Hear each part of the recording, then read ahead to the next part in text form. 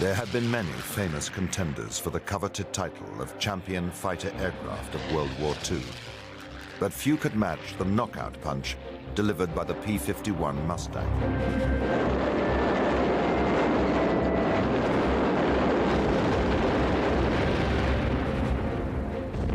Mustang pilots dominated the series of epic air battles fought over Germany, which finally destroyed Hitler's mighty Luftwaffe.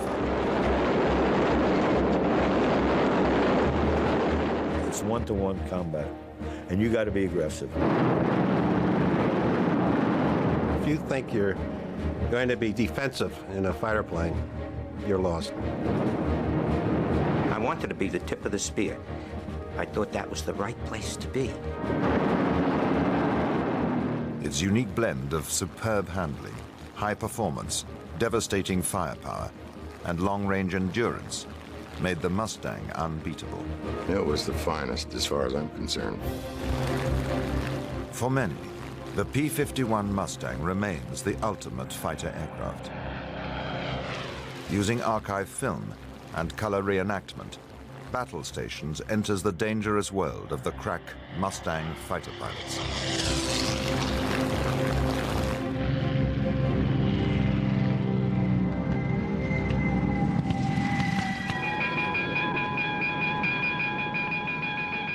In the late summer of 1940, Britain's Royal Air Force was locked in the deadly struggle with Germany's Luftwaffe, which became known as the Battle of Britain.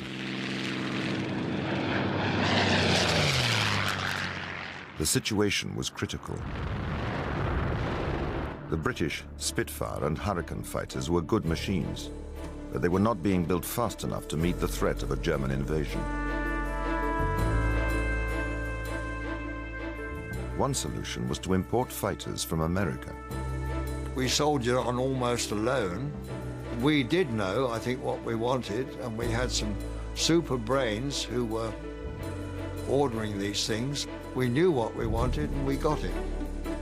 The North American Aviation Company had the basis of a new high-performance, long-range fighter design already on the drawing board.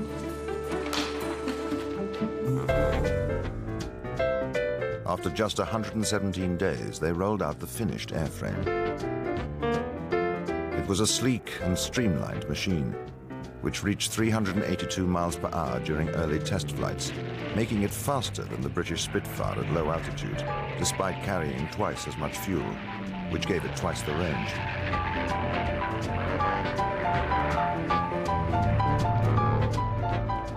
But at high altitude, its Allison engine lost power, and it took almost twice as long as the Spitfire to reach 20,000 feet.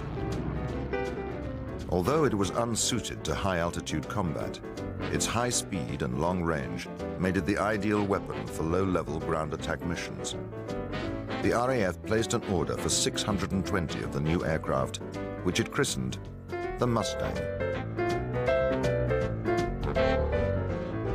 That's a wild horse, isn't it?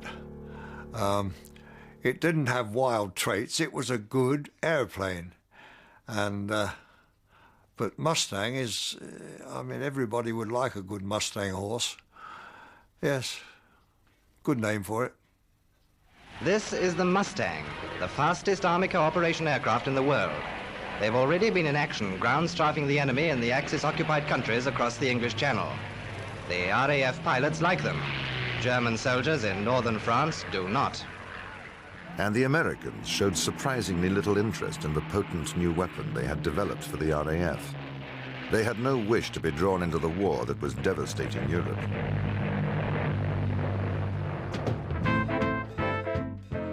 But in December 1941, the whole course of World War II was changed as Japan attacked Pearl Harbor and America entered the war. It was agreed that defeating Hitler in Europe would be the first priority for the Allied forces. Britain had narrowly escaped one invasion, but now there came another, a friendly invasion, as thousands of American troops poured into Britain to help defeat fascism. Among them were young airmen, fresh out of training, full of confidence and itching to get into the fight, whatever the risks. Now look, fellas, let's face it. This is our business. In war, there's only one place for you to be, on your toes. You know, a fighter pilot basically is an individualist. Nobody has any ego in his family because he has it all. Did you pipe that fair weather pilot telling me? I can handle this. I was young and cocky, too. In fact, a conceited son of a bitch, I'll tell you. No, I thought I was pretty good. In fact, you probably never heard of a pilot that didn't think he was #1 fighter pilot in the world. Hell, I've met thousands of them. To stay alive, you've got to act alive. It's the deed that counts, not what you say. It's the deed. Your actions. Learn and live. If you don't, you won't. If you're going to come in combat against someone else, you know you're going to beat them. If you don't have that feeling, if you think you're going to be defensive in a fighter plane, you're lost. If you don't think you're a winner, you're in the wrong business. Okay? Okay. The Americans certainly needed all the confidence they could get if they were to defeat the battle-hardened pilots of the Luftwaffe. They were about to enter the big league of air fighting. Well, we certainly know where we are now. Young cadets in full parade. The youthful hope and pride of the Army Air Forces. And we mean it. Yes, they're the best young flying blood in the world. And America was equally proud of the planes they would be flying. America's newest fighter plane, the P-47 Thunderbolt, has left the drafting boards and is now in mass production.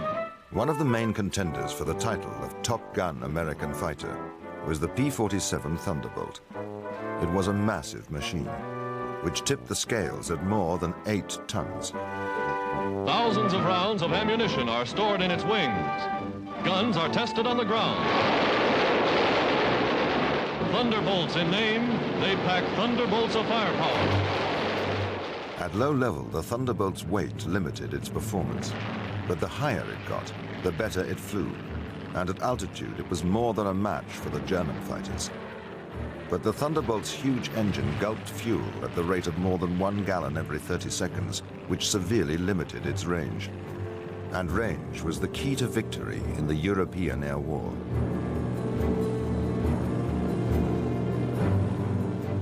What America badly needed was a fighter which could escort its bombers from their bases in Britain all the way to the German capital, Berlin.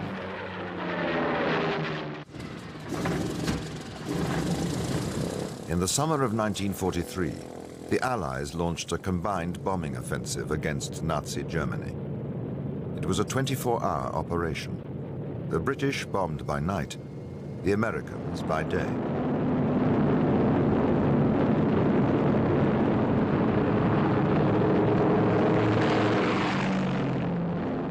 The American campaign had been based on the belief that the heavily armed Flying Fortress and Liberator bombers could defend themselves against attacking German fighters. But the daylight raid suffered heavy losses, and it soon became obvious that the bombers needed the protection of a fighter escort. The prime targets were the centers of German industrial production and the capital city, Berlin, 550 miles from the American bases in southeast England. Most escort missions were entrusted to the heavyweight Thunderbolts, which would fly to the limit of their radius of action, about 200 miles from base. By adding extra fuel tanks, the range was increased to more than 300 miles, still well short of Berlin. Their sole task was to protect the bombers, and under the dynamic leadership of celebrated pilots like Colonel Don Blakesley, the Americans began to earn a formidable reputation as aggressive fighters. Don Blakesley was sort of a fighter pilot god on a pedestal. Everybody knew who he was, and he was a great leader. Colonel Don Blakesley, great leader of 4th Group. I actually like the business. It's probably a horrible thing to say, but I got a hell of a kick out of it, particularly when you're winning. My feeling was, if you see it, you go after it. Just aggressive. Just be aggressive. And it worked. The Germans soon learned to respect these formidable fighters. but they also learned to exploit their limited range. As we were going in and we were reaching our maximum range, you could see the Germans out there circling, waiting. They knew exactly when we had to go. Just when they were needed most, the Thunderbolts were forced to turn for home or risk running out of fuel. Now the bomber crews were on their own, knowing that the German fighters were lying in wait for them. That was rather disheartening when you saw them turn back, because you knew you were going to catch it from then on. And as soon as we would leave, you could look back and you could see the tangling going on, and this was a horrible sight. There was nothing we could do. Fighters at 6 o'clock. This is what a gunner sees. A speck in the sky. That's a fighter. And then a blink. That means he's firing at you. 2,300 rounds a minute.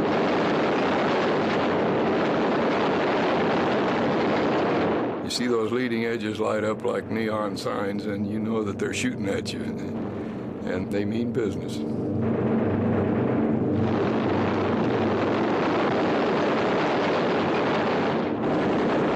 They must have got a direct hit on the bombs, because there was an explosion, little pieces of tinsel falling down, and a smoke ring started to form. And by the time we got out, the smoke ring was still in the air. That's all there was left of them. Sad.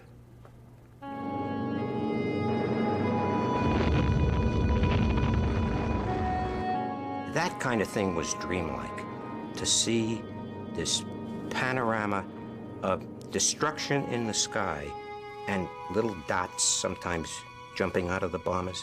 People, guys, jumping out, some chutes opening, sometimes you see a dot disappear, just the dot.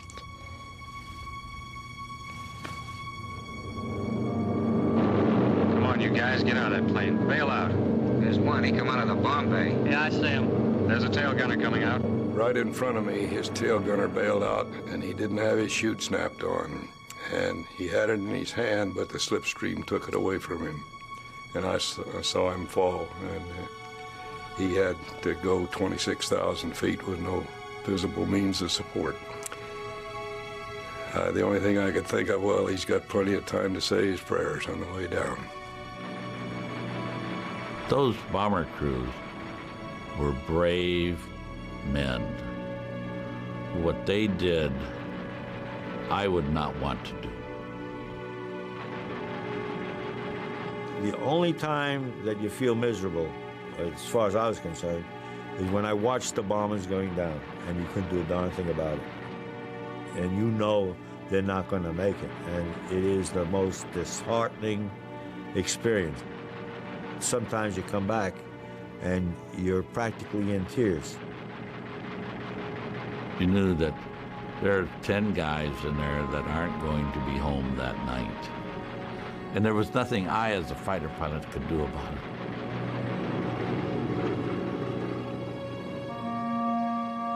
The need for long-range fighter escorts was proved beyond any doubt on the 17th of August, 1943. During raids on Schweinfurt and Regensburg, 60 aircraft, each with a crew of 10 men, were lost. During a single week in October, 148 bombers and 1,500 crew members failed to return from bombing missions. The operation was too costly to sustain. If the American bombing campaign over Germany was to succeed, an effective long-range fighter had to be found. A few people were convinced that the answer lay with the neglected Mustang. It had the range, it had the speed, it had the firepower. All it needed was the ability to fight at high altitude. Back in 1942, a team of Rolls-Royce engineers had tried replacing the Mustang's Allison engine with their Merlin, the engine that powered the British Spitfire.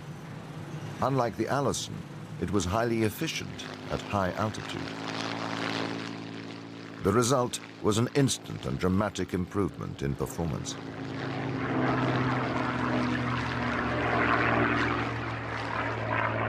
The Merlin actually delivered more power at 25,000 feet than the Allison had on takeoff. And it did it on half the fuel consumed by the Thunderbolt's engine. The RAF and the U.S. Army Air Force were suitably impressed.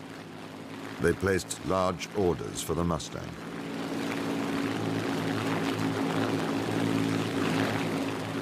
It was agreed that the American-built Packard Merlin should become the standard engine for all future production. I don't think the Americans would have had that sort of fighter if we hadn't tactfully got in the Merlin. I think it's one of the greatest examples of cooperation between two countries in trouble. I think it shows that all those brilliant minds could actually get together and work together without jealousies. The final pieces of the Mustang jigsaw were put in place when the P-51D was introduced in May 1944.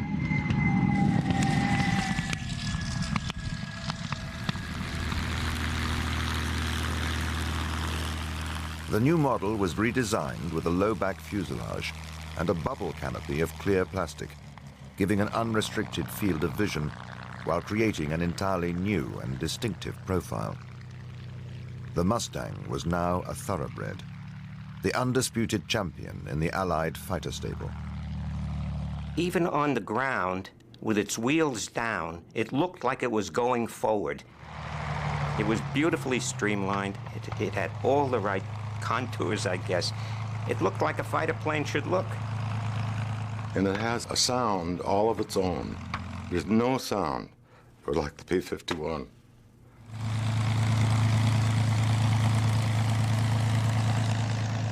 The Mustang is the pilot's airplane. You have to understand that. You climb into that plane, and that airplane becomes a part of you.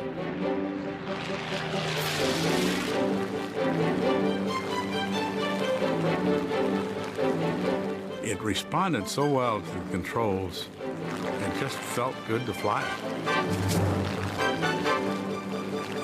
We used to say, if you wanted to turn left, you roll your eyeballs left, and that was about all you needed. You were a part of the plane. It was as if you were a bird. It flew beautifully. It responded perfectly. It flew with power and grace, and it was gorgeous to be in that plane and flying. I really think it was a love affair between a young pilot and his airplane. We felt that we were capable of doing anything we wanted to do in the airplane. The enemy was defeated in our mind when we crawled into the cockpit. They had been given the most potent fighter in the Allied arsenal. It had the best engine available. Its 6 heavy machine guns, 3 in each wing, could unleash a total of 1,880 rounds. It carried over 400 gallons of fuel, with 2 disposable drop tanks fitted under the wings, and could fly more than 2,000 miles. To have been given an airplane like this, a P-51 Mustang fighter, as my own, I felt terrific. At last, the American bombers had the protection they so desperately needed. A high-performance fighter that could escort them all the way to Berlin and back. It was a turning point in the war. The Mustang, the P-51, the longest range fighter in the world. Speed, fast climb, quick dive, tight turn. Into these great fighters, America poured its genius, its millions of man-hours of labor, its faith in victory against the Luftwaffe. And in their single cockpits, it placed these men. I didn't have the faintest idea what the hell was going on. I knew why we were fighting, but I didn't know how. The first time I really realized that I was in combat was I saw my wingman shot up and going down. And I had never seen the enemy aircraft that did it. I know at the time I thought to myself, what the hell am I doing here? I'm way out of my league. If they were to survive in combat, the young pilots had to learn, and learn fast. You still can feel your heart pounding pretty fast. And yeah, there's some fear the first mission or two that, how's this really going to go? I was scared to death, and I'll tell you, anybody that says they weren't scared to death is a liar. I was new and nervous, and with the gyrations of the plane, I started to, I had to throw up. And when I got back to Steeple Morden, landed, oh, I felt terrible. I felt maybe I didn't have what it takes. I felt humiliated. Came up to the hard stand, and the crew chief climbs on the wing, and the canopy goes back. And I saw him look, and I told him, I'm terribly sorry. I'm terribly sorry. I'll help you clean it up. And he said, look, I've seen worse, and I felt wonderful. It meant there were others too. It wasn't just me. But those 3 words were a psychological turning point for me. And I never threw up again. I felt I could do it. Each pilot depended on his crew chief. He led the ground crew that serviced and armed the fighter. They were all dedicated to the pilot's welfare, provided he looked after their aircraft, as well as they looked after him. The crew chiefs felt it was their plane. The plane was charged out to the crew chief, not to the pilot. And he took care of that thing as if it was a little baby. Right. He did everything but put a diaper on it. I'm still fighting with my old crew chief for 55 years as to who owned my airplane. You talk to a crew chief, he owned it. You talk to a pilot, the pilot owned it. He says he owned it, and you only fly because I let you. When the airplane is on the ground, it belongs to the crew chief. It's his airplane. And it's almost like a father with his daughter. And you come as a high school kid, and you're going to take his daughter out, you know? So he looks you over, and he checks you out and everything, and you're very careful. You bring my daughter back, and it's the same thing with the airplane. But when you climb into that airplane, and the crew chief and the assistant crew chief buckle you in, they snap on your harness, and the umbilical cord is tied, it's no longer his airplane, it's my bird. It was my girlfriend, it was my baby. The Mustang pilots liked to personalize their aircraft. Most were named, often in honor of wives or girlfriends back home. At that time, Walt Disney's motion picture Dumbo had come out, and in Dumbo there was a song that the mother sings to Dumbo, "Baby mine, don't you cry," so forth. And that song used to go through my head when I was flying. So I said, that's a perfect name. So I'll call it Baby Mine. Then whenever I went out with a girl, they'd say, what'd you name your plane? I said, I named it after you, Baby Mine. And it worked. Day after day, huge formations of American bombers and fighters would set out to make the dangerous journey into German airspace. They flew from dozens of airfields dotted across the rural landscape of southeast England.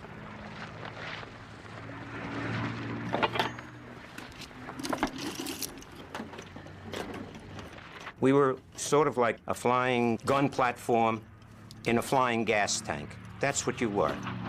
Because every inch of that plane practically was loaded with gas and ammunition.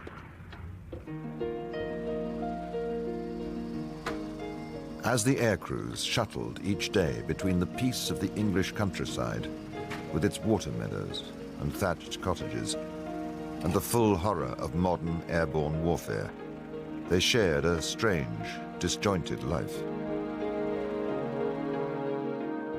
Like Roman gladiators, they could be celebrating a victory one day and mourning a lost comrade the next. The only certainty was that each mission could be their last.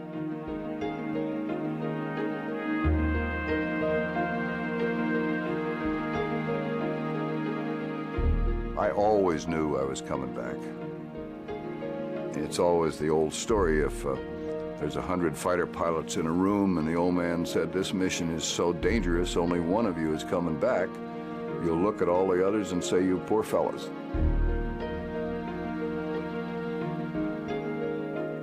A fellow in my barracks had a chessboard, and he and I ran an ongoing chess game at all times. And we often said, well, this is to guarantee that both of us are coming back because we want to see who wins this chess game. And it's so random. You don't know where it's going to happen or to whom.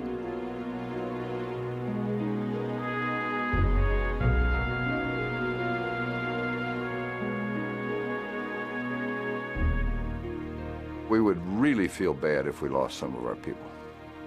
And we'd often wonder what has happened to them, what happened. And in the debriefing, no one would really know. They just didn't come back, or someone would see them bailing out, or someone would see them going into the ground. But we never really knew what happened after that. He was there today, he was there yesterday, and he won't be there tomorrow. This was the highly charged world of the crack Mustang units, which the Luftwaffe pilots had learned to respect. They were certainly a tough bunch to meet in combat, and many pilots had notched up the 5 kills needed to qualify for the unofficial title of Fighter Ace. Being a fighter pilot in combat is always a matter of goals. You want to destroy your first enemy airplane. So once you've destroyed the first, then you become greedy. You want 4 more so you can become an ace. Then you become greedier yet because now you want to destroy more than anybody else in the group. It's just a matter of wanting more all the time. When that P-51 engine turns over and each of the cylinders hit with one explosion after the other and a roar, you don't hear the noise, you feel it in your stomach, in your gut. You're strapped in tight, you roll up the canopy, you push the throttle forward, and you go.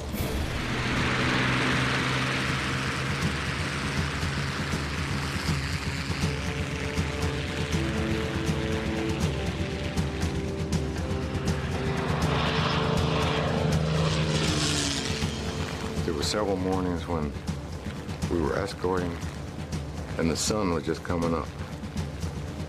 And it looked like a silver road in the sky with those bombers. It was an amazing sight, one that I'll never forget. A 1,000 bomber mission meant that there were 700 fighters escorting the 1,000 bombers. There were 10 men in each bomber, so that's 10,700 men that were flying in any one day. This happened on a daily basis.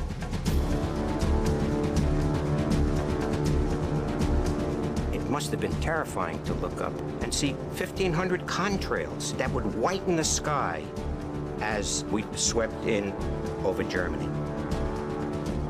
And watching for those telltale white streamers would be the German anti-aircraft gunners and fighter pilots, determined to defend their homeland, whatever the cost.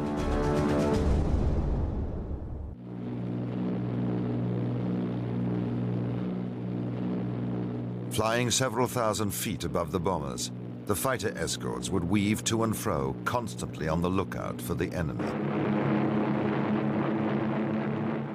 If there's one characteristic that you need to be a fighter pilot, it's a neck that turns. If you're up there and flying at, say, 22, 25,000 feet, there's a heck of a lot of sky, and you're constantly looking around, not only to protect the bombers, but to protect yourself. We loved to see them escort because we knew when they were around we were not likely to get any fighter attacks, or if we did, they would be chased off in a hurry. But we thought the fighter escort that took us all the way to Berlin and back, that was really something great.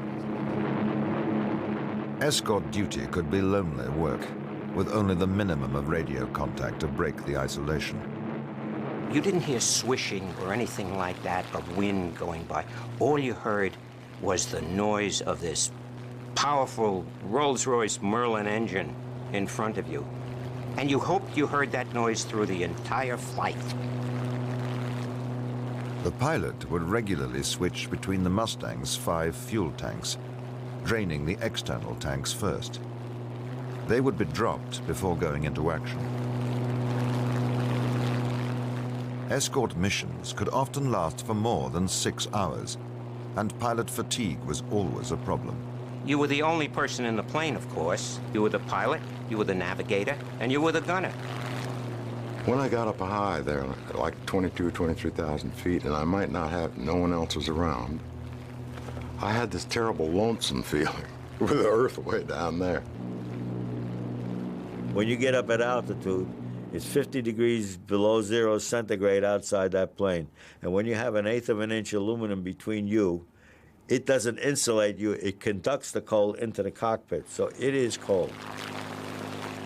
Numbed by the cold, dazzled by the blinding sun, and deafened by the roar of his engine, his senses were dulled, and it was easy to lose concentration. I think more than the fatigue, and I have to be candid about it, was the boredom. The actual boredom of flying a long-range escort mission and not getting any action at all. Because you'd often wonder, what am I doing out here, you know? Why don't these fellas come up? Why don't we get a little excitement going? Suddenly, the radio would burst into life with a shouted warning as the German fighters pounced on the bomber formation below. It was instant. We dropped tanks and went into them. We were supposed to defend the bombers. That was our responsibility. And we always attacked. We always attacked, no matter how many. To hit a moving target at speed involved complex but instinctive calculations by the pilot. It's just like playing football, throwing a pass. You just had to lead them and take a guess. And my marksmanship was good. Tenths of a second meant something. If you're going 400 miles an hour, that's 600 feet a second, okay? And in a tenth of a second, you're 60 feet away from where you were. That doesn't give you very much time to ponder what your next action is. You got to do it in real time fast. Very fast. The best way to do it is to fly up their butt and let them have it. That works every time. I'd say at least 50% of the time, the victim was unaware that he was being attacked. And that was the ideal situation for getting a kill. But you sneak up on a guy and doesn't even know you're there, and then you blow him out of the sky.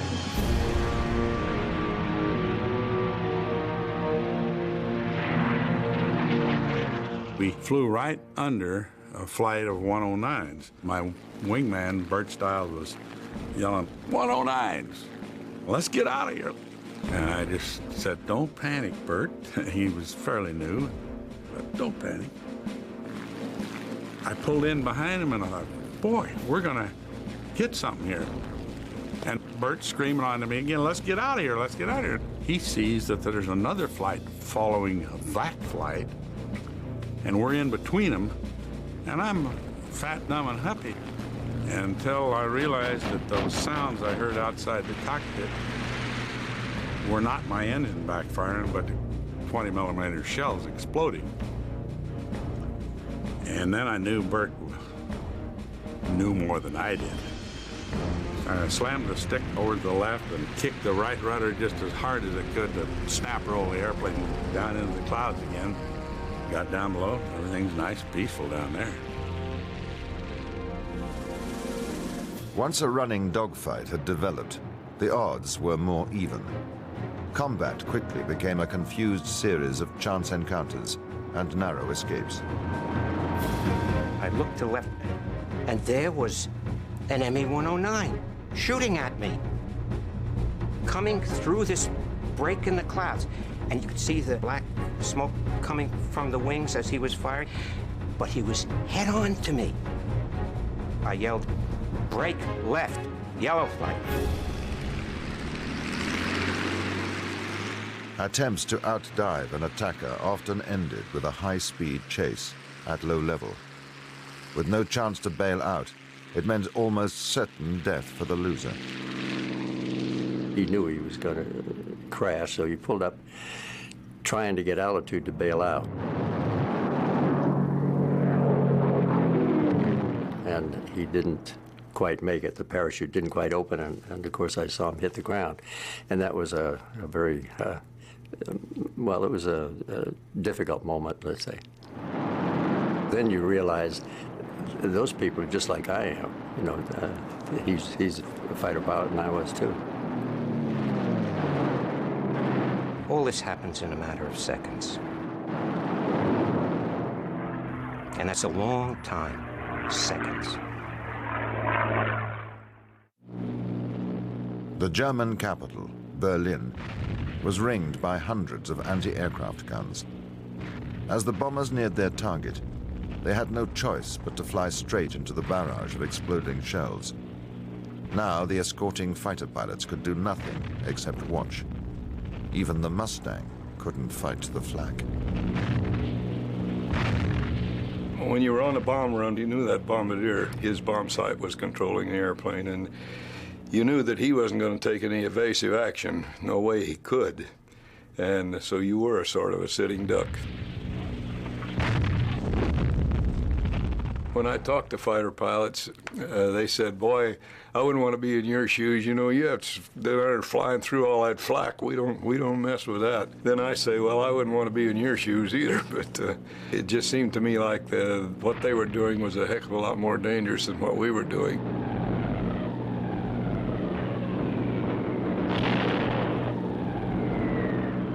Once the bombers had delivered their deadly cargo and cleared enemy airspace, the escort fighters could use up any remaining ammunition on targets of opportunity at ground level.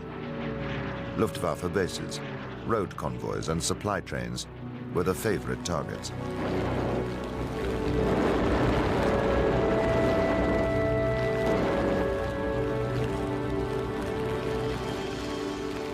We were authorized to go down on the deck.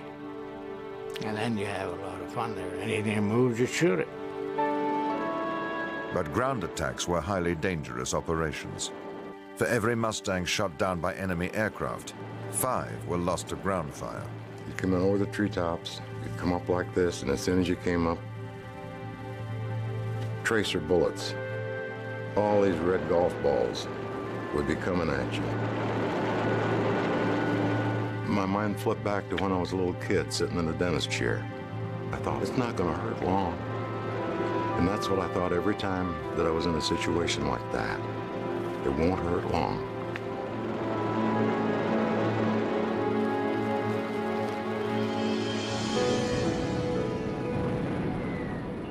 As the bombs rained down on German industrial cities, they tore the heart out of the Nazi war machine.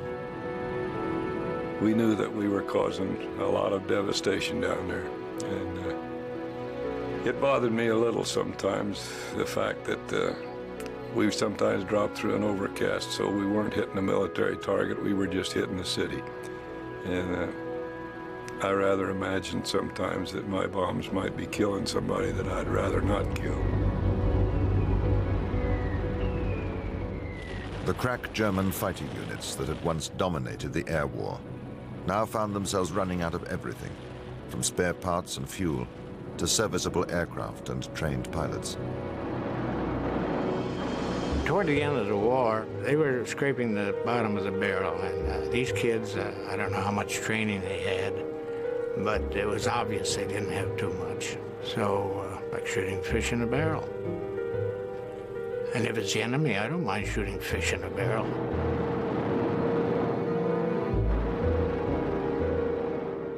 On the 14th of January 1945, Mustangs notched up 161 kills. During a series of turkey shoots on the 16th of April, more than 700 German aircraft were destroyed, mostly on the ground. More than 80 aircraft were destroyed in a single attack on one airfield. Hitler's once mighty Luftwaffe was finished. I didn't dislike the Germans. I hated the son of a bitches. So that took care of a lot of my problems, because if I thought I could get one, I'd do a certain number. If I figured I could get 1,000, I'd have done a hell of a lot more. The Allies were now masters of the skies, and without fighter cover, the German ground forces were at their mercy as they steadily advanced into the very heart of Germany.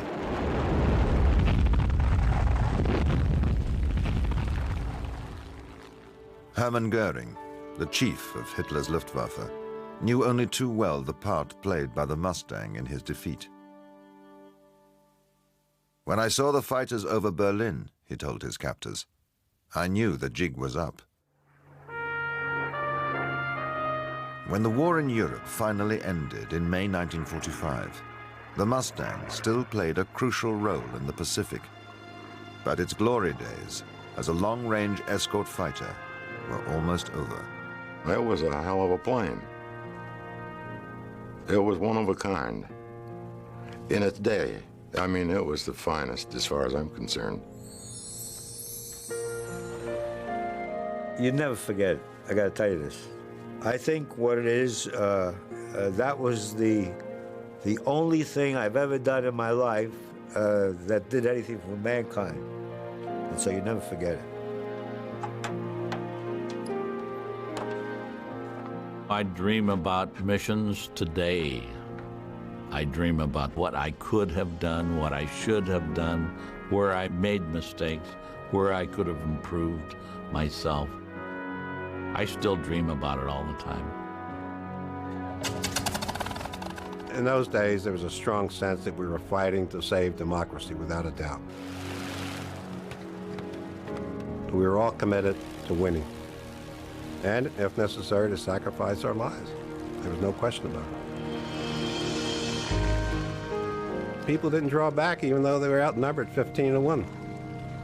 10-1, 15-1. That didn't hold them back. And if you don't believe in something, you don't do that.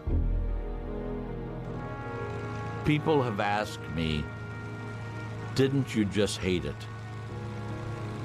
And I say, are you kidding? I was 20 years old and they gave me this big, beautiful airplane. I had the time of my life.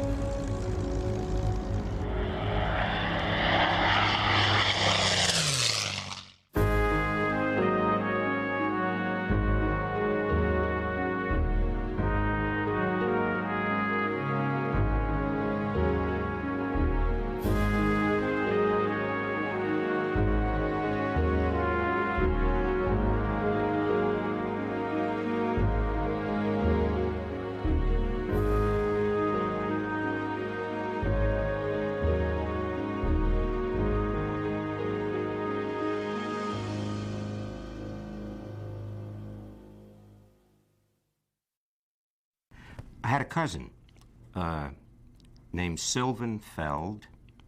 He was a captain in the Air Force. In 1942, he graduated from Kelly Field. And he wrote me letters from his time in the service when I was not yet 18. And it sounded like this would be the best thing for me when I went into the service, because I intended to go into the service. And he was a flyer, fighter pilot, North Africa. He was later killed in the 9th Air Force in France. But 5 years older than me, I idolized him, and that was why I went into flying. My mom and dad, they were very, very troubled by what was going on in Germany. And we're Jewish. And I absorbed from them what what the situation was and what I should do. Although when I told them I wanted to enlist, my mom, of course, was she was against it at first, but after she and Dad spoke, this was the right thing to do. The only honorable thing to do, actually. Meet the Mustang. Well, it was in Goxhill, or Grimsby, and I came over by myself because I was a volunteer. Volunteers were asked for in March of 1944, and two of us volunteered from our operational unit, and I volunteered because I heard it was to go to Europe, and I wanted to go to Europe rather than Japan, because my cousin, Major Feld, was a fighter pilot there, and he had his own squadron. And I thought maybe if I came by myself instead of with a unit, I might be able to be transferred into his organization. So, getting back to your question, I came by myself with a load of rockets in a C-54. I was the only passenger, aside from the pilot, co-pilot, and so forth. Landed in Prestwick, Scotland, and then a day later was transferred to this place in Goxhill, near Grimsby, I remember, and given 10 hours in a P-51. And I thought it was marvelous because it was so much easier, so much truer to handle than this P-40 that I had been flying in operational training.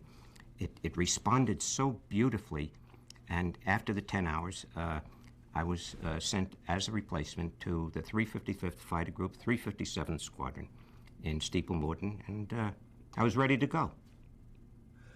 Yes, I did. The name of my plane was Tiger's Revenge. My nickname then was Tiger. I'm now known as Pussycat. No. But Tiger's Revenge was the name I gave it, and it had blood coming from the letters, red letters, and that was the name of my plane. But I never talked to it, as you say. We were on a mission we were near Magdeburg.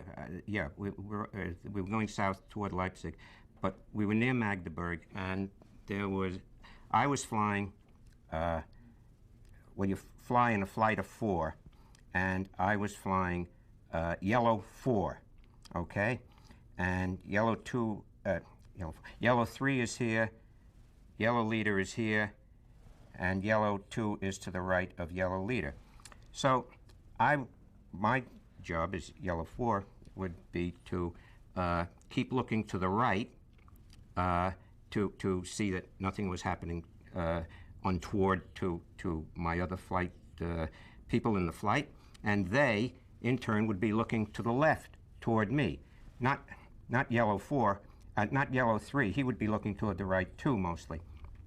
But you cross-looked at each other to protect each other, all right? So we were flying. We had let down to about 15,000 feet because of clouds coming up. But we were flying along this long line of clouds, a little above, maybe 15, 16, 17,000 feet. It was a long line of it, and it was totally clear to the right. So we were paralleling this line of clouds, and instinctively, you look, you think something could come from there that you can't see, because to the right, it was clear as a bell all the way.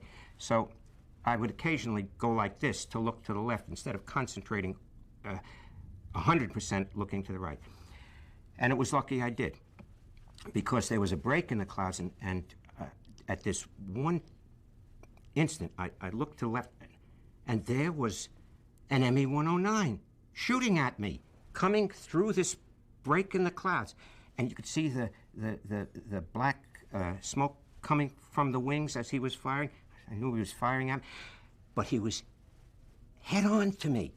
Head on, 9 o'clock at the side and coming down, which meant, and you do this instantly, it meant the bullets were traveling behind me because he was directly at me.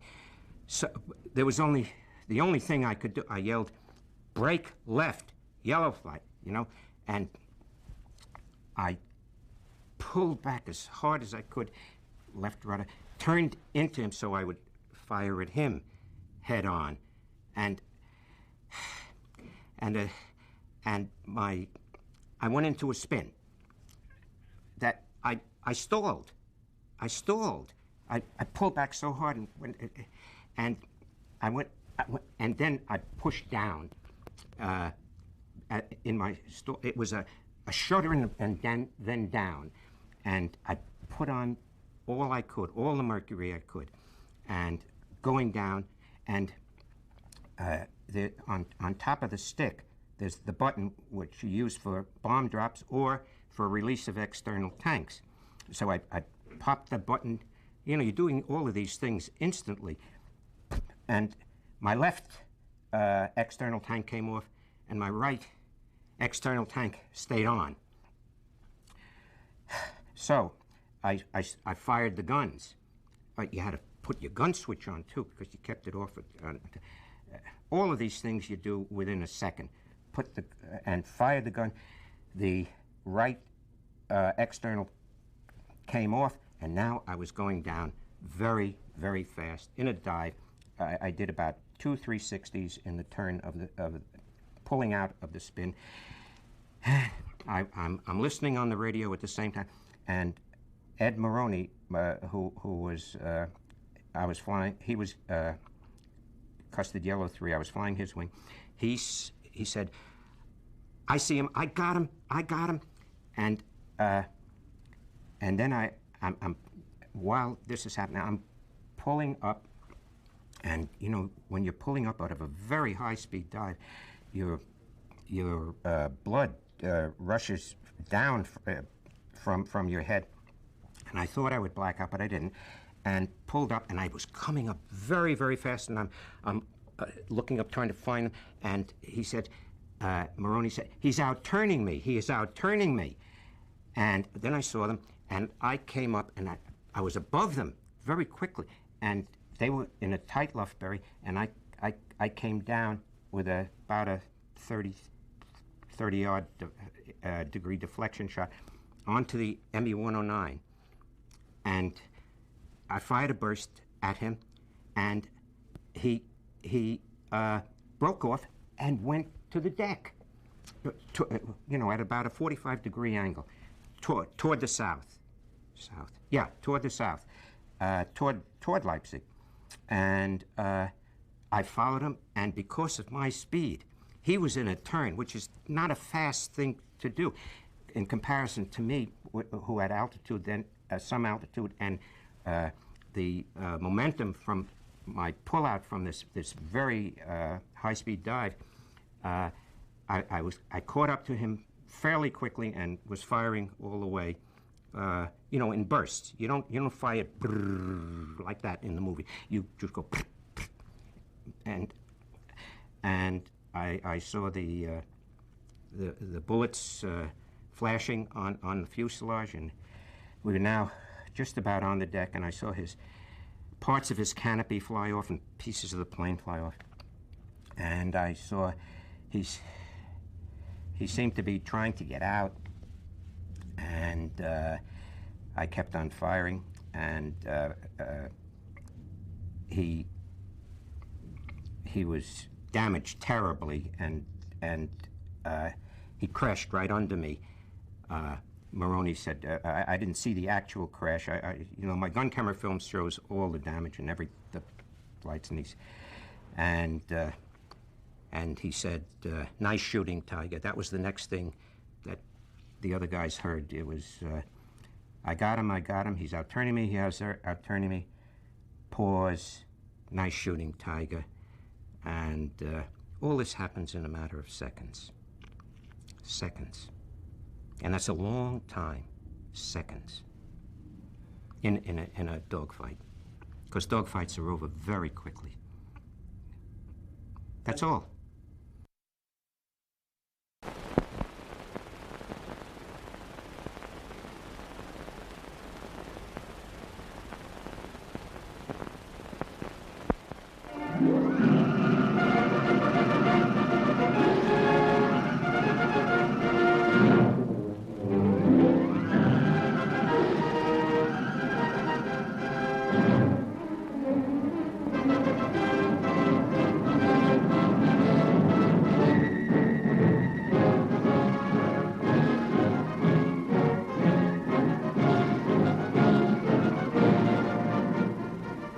This is an American air base in East Anglia, on the east coast of England. One of many such bases from which American fighter planes swarmed up into battle against the German Air Force. Planes known as the P-47, the Thunderbolt, a fast, tough, high-altitude fighter with a dive like its name and an 8-gun blast in its wings.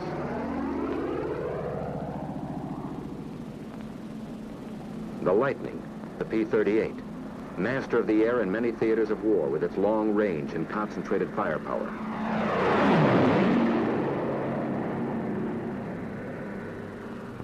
The Mustang, the P-51, the longest range fighter in the world. Speed, fast climb, quick dive, tight turn. Into these three great fighters, America poured its genius, its millions of man-hours of labor, its faith in victory against the Luftwaffe. And in their single cockpits, it placed these men.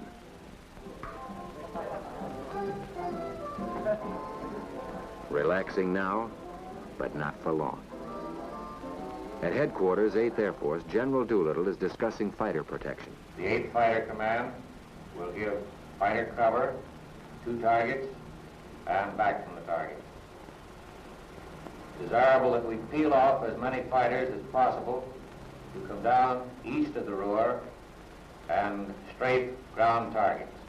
The bomber plan, timing, altitudes, strength, course, and targets reached the Combat Operations Room at Headquarters, 8th Fighter Command, Major General Kepner commanding. A field order goes out.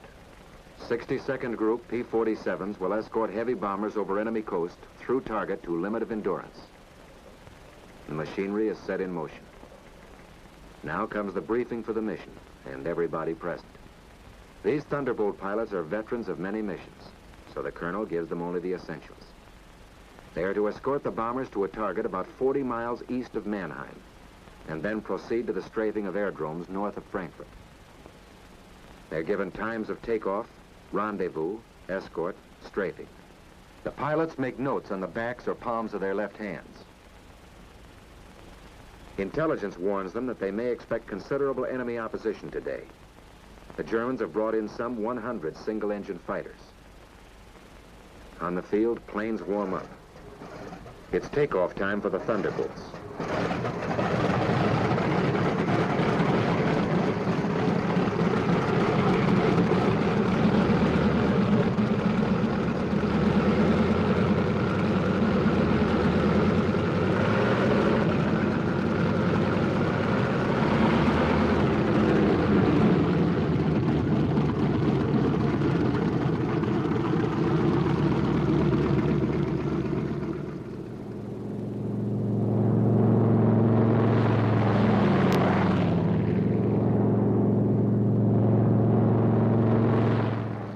Bases timed to the escort schedule, the P-38s get underway. And at still others, the long-range Mustangs go to keep their rendezvous with the bombers someplace deep in Germany. Somewhere out there over enemy territory, near or far, in the long route as the bombers go out and come home, each of these formations will make rendezvous at a certain point on the exact minute.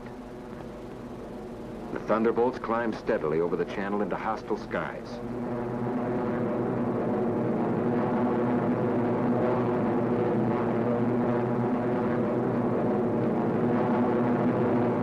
Close to rendezvous.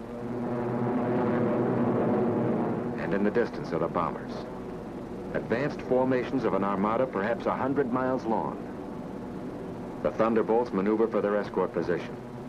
Each pilot searches the sky, constantly watching for the main enemy attack, which may come near the coast or deep in Germany, or hit-and-run sneak attacks by the enemy's aerial snipers.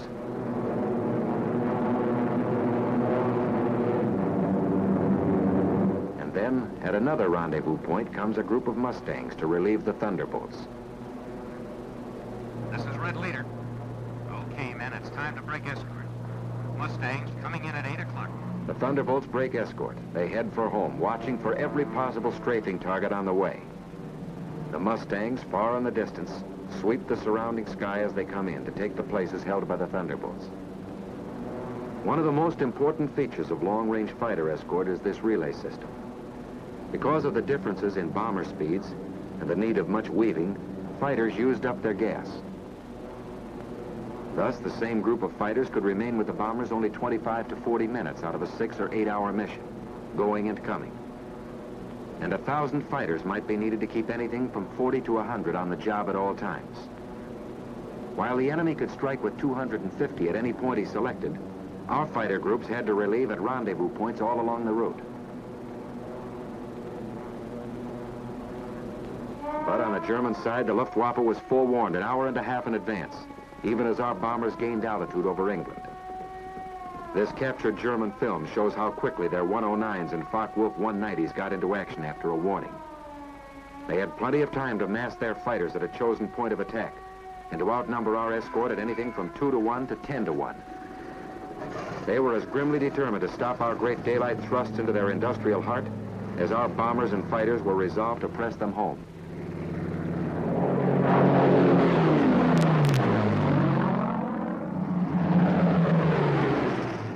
Meanwhile, deep in Germany, the group of escorting Mustangs watches every corner of the sky, weaving ahead, above, below, and all around the bombers like a screen of destroyers protecting the main fleet. They don't have long to wait for another rendezvous, this time with the enemy. Blue Leader here. Watch it, fellows. 109 to 10 o'clock. They get rid of their long-range wing tanks before the fight. And down they go for the kill. With a touch of a finger on the stick, a camera and 8 machine guns are put into action. Small cameras set on the wings make the record. Too often poor pictures due to gun vibration. But they let you see what happens in the instant of action, as the pilot sees it. The enemy fighters are massing for an attack on our bombers, while our pilots watch every move of their varied tactics. Hill in a move flight. Looks like they're trying to land us away from the bombers. Green Leader here. You're right. Here comes another, 9 o'clock. The Jerrys make a sneak attack on our bombers from behind. Gun camera film, captured from the enemy, reveals how they hammer our bombers with their 22 millimeters.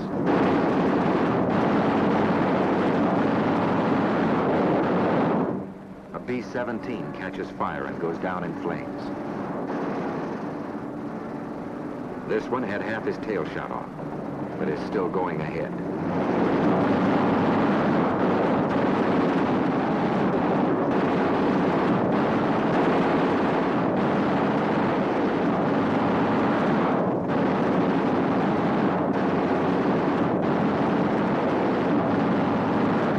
We lose another, but they can't stop us. Our fighters, often heavily outnumbered, engage the enemy all over the sky. And this battle is only one of many. Day after day, month after month. Mustangs, Thunderbolts, Lightnings, against the enemy 109s and the Focke-Wulf 190s. Our fighters attack, attack, attack, 2 into 10, 6 into 50. They block the enemy's mass assaults until our victory column soars at the rate of 4 to 1. If a missed rendezvous or other misadventure, due usually to blinding weather, prevented fighter protection somewhere, the bombers suffered heavy losses. But no American fighter ever failed them because of enemy odds, however great. Never was a mission turned back by enemy action.